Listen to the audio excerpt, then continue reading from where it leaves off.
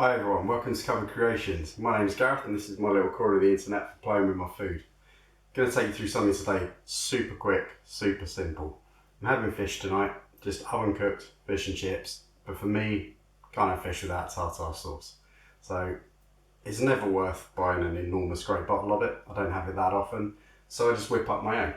And I wanted to just take you through that today.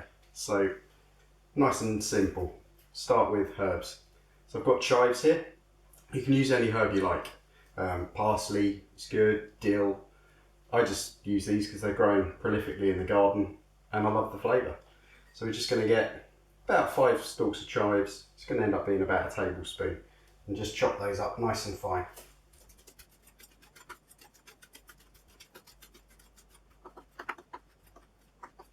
Here we go. And put those straight in the pot.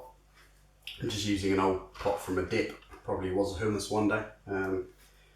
These are just great to use, especially something like this where I'm making a little bit in advance. I'm going to chill it in the fridge. It means I don't have to worry about the cling film. So get those in there. Next ingredient, capers. You can use about a tablespoon of these.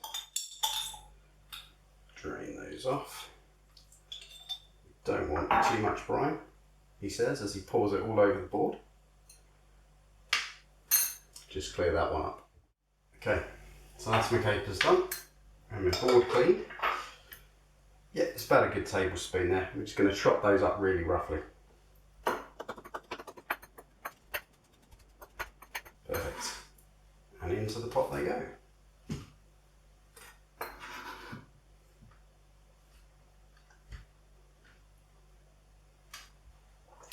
Next, cocktail gherkins, or I think they call them cornichons. You can use full-size gherkins if you want. I just like these because they're in a much smaller pot and I can keep them in the fridge for pretty much ever. So we're going to use about 4 of these. It's going to be another tablespoon's worth, pretty much.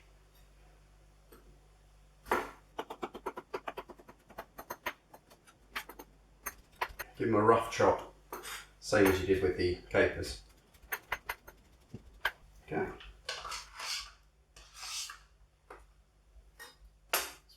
Get all those in there.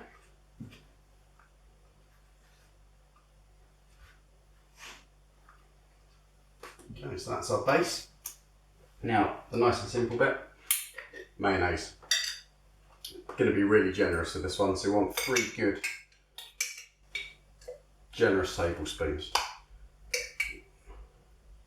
2, 3. And then give that a bit of a mix around.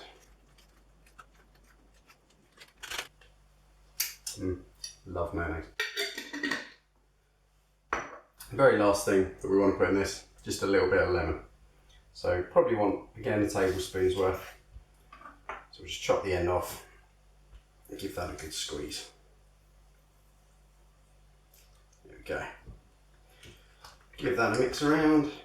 That will loosen up the mayonnaise a bit, which is exactly what you want for a good tartar sauce. So there it is.